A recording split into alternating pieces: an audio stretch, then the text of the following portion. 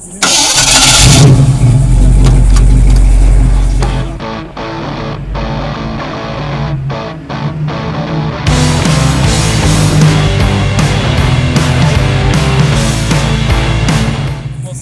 up, world? It's Paul Thickpen. I am your guy who loves old cars. I wanted to spend a little time with y'all today and carry for a ride in some of my old cars. What I got here is my 66 Mustang Convertible. It's got a 302. It's got a badge. Look, it's got a badge of 289, but it's actually a 302 in it. It's an air conditioner car we done. Cool little car. It's not a best of show car. I would call it probably a 7 out of 10 or maybe even a 6, but I like it. We enjoy it. The AC works good. It runs good. Got a good look. I lowered it, gave it a good stance, and what I like to do is get out and ride at them sometimes, and sometimes to show people what it's like to cruise around in them and see if I can bring you into what I'm feeling. It's a good feeling. I do love it. I truly enjoy these automobiles, and I'm gonna carry y'all around. We're gonna do some cruising today on the island. My two favorite things. Well, my family, my faith is my two favorite, but right after is my old cars and St. Simon's Island, Georgia. All right, y'all ready? Let's go for a ride.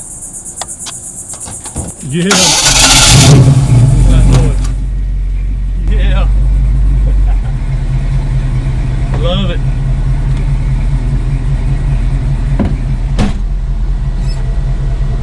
Getting a Flowmasters.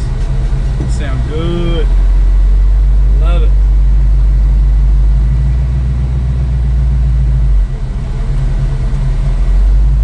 When you get these old cars like this, you have to baby them. They tend to want to run hot or warm. You know, you're always tuning a carburetor or doing something to them. But it's either you like it or you don't. So for me, it's definitely worth the aggravation. But they will test you, that's for sure. But if you get out and get a nice ride on a beautiful day like today, it's worth it. It is to me.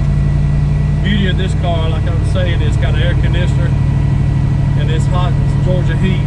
You can't hardly stand it without it. So I put a big system in here, and it performs very well, and you know, it does what it's supposed to do. It's a nice car, good driving car. We actually lowered this car about 4 inches, and with that being said, there's a little bit of a bouncy ride, but it's not bad.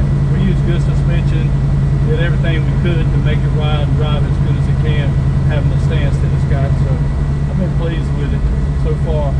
It's been a good car. What do y'all like? What's your favorite old car? Give me a little text on the bottom down there. Shoot me a message, tell me what you like. It's always interesting for me to hear the kind of vehicles people like, but what might be my taste might not be your taste. But anyway, always nice to hear. I'll tell you something else I like too. I like old bus vans. Old vans are cool as crap to me. I don't know why I like them, but I do. I have an old 65 Chevy van. It's a Greenbrier that I really like. But anyway, no air conditioning, so I'm not driving it right now. We'll go for a ride in that in the fall or the winter when it cools off a little better. What a beautiful day.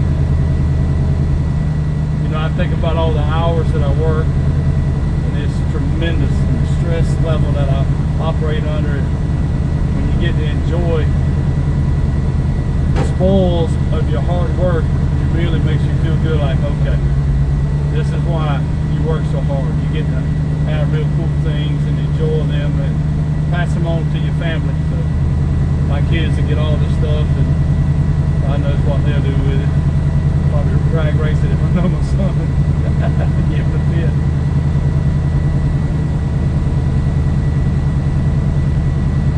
Now what I'm going over right now is a really bumpy road.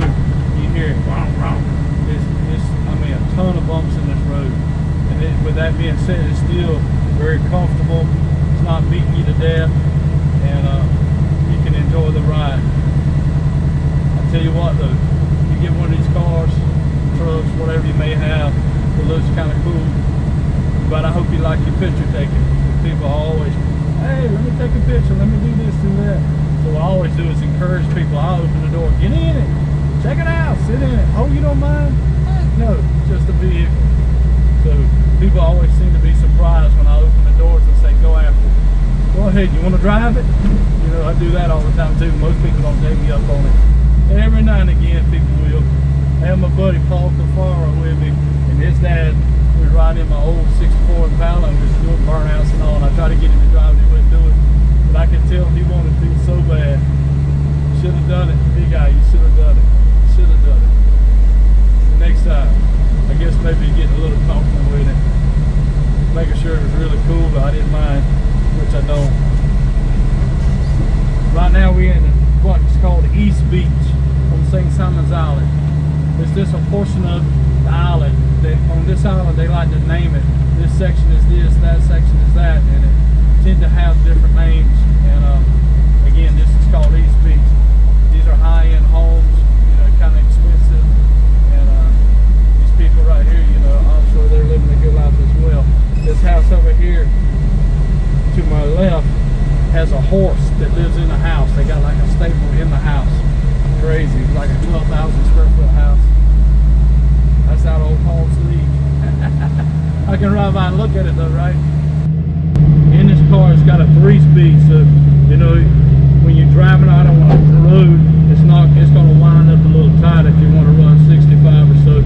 So 3-speed tends to do that, and you know, but it is very simple. I had to come up the fender well, the tunnel, the drive tunnel to make a bigger transmission fit. So for me, no more when I drive it, this work can be fine. Now look at the interior. I put the red in here, the red and black to go with the theme, the red and black theme. I think it looks pretty good. Sometimes when I'm riding around in these cars, I get so relaxed. I'm telling you, I don't know why they do it to me. Just like it brings back the yesteryear when I used to ride with my mom and dad and their old cars. They had turds. I'm just gonna be honest. Their cars were junk, real poor. We didn't have anything, and barely had transportation. So something like this would have been completely out of reach. But we'd ride around in them old cars. I'd get in the back window or hang with the head hanging out the window, and of course we didn't wear seat belts back then. You could pretty much do anything. And the sound of these old cars, the smell of them, they just remind me of my younger years when I was a young man. I was born in 1970, so I got to see some of those cool cars in the 70s. Really cool cars. I know y'all thought I was 25, right? Oh man.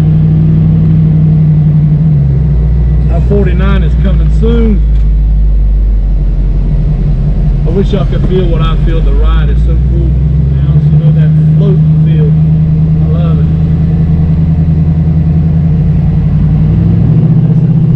I hear that? That's American muscle right there, baby. None of that foreign job crap. American muscle at its best. I love it. Carbureted, getting terrible fuel mileage, doing just whatever it does. I love it. When you're riding around on the island, you have to be careful because there's always 100 bicycles riding around, people on bikes, and unfortunately some of the people haven't ridden bikes in years, so they get a little sketchy and they dart out on the road, so you have to be real careful down here. Watch the roads, people go out in front of you, that type of thing, and it's just tourists and people having a good time, and most of the time they're just not paying attention, probably laughing, having a good conversation with their friends. So just watch out for them, you'll be all right. The thing about these old cars and living on the ocean or on the beach is that the corrosion will absolutely destroy them. So what I do normally is I'll bring one down probably a few weeks, maybe a month from my shop in Vidalia, and then I'll carry it back and get them to detail it real good, make sure they get any ocean spray, salt water off of it, so I won't have any rust issues coming up later. Because this is, you know, it's real steel. There's no fiberglass, so you have to really protect it. And with these old cars, if there's any possibility of rust popping up, it's going to find its way. It's just part of the game, I guess, of these old cars. Now I've done a bunch of them. We've done every kind of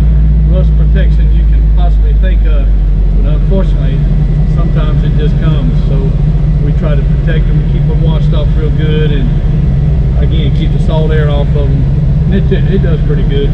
You might have a little something here. It is on your wheel. Really, you have a little surface rust. So we had to keep it clean. And sometimes I clean them with WD-40. I know it sounds crazy, but that stuff tends to break up rust without being abrasive and skinning up your wheel. So I do that sometimes. You just clean it real good, then you can wash it, let it soak a while, and then clean it up, wash it afterwards. It does pretty good.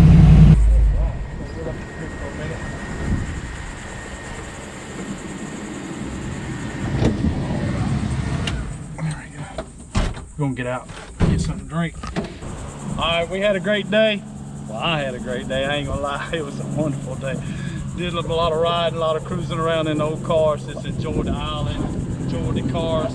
It's time to get them back home. Like I said before, you can't let them stay in that salt air for so long. So